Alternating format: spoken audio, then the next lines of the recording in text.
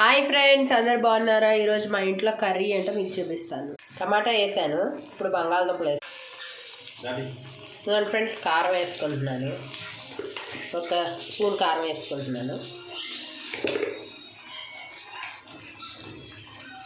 పసుపు,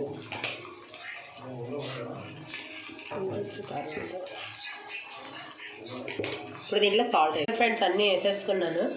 దీన్ని కొంచెంసేపు మగ్గించి ఆ తర్వాత ఒక గ్లాస్ వాటర్ వేసుకున్నాను.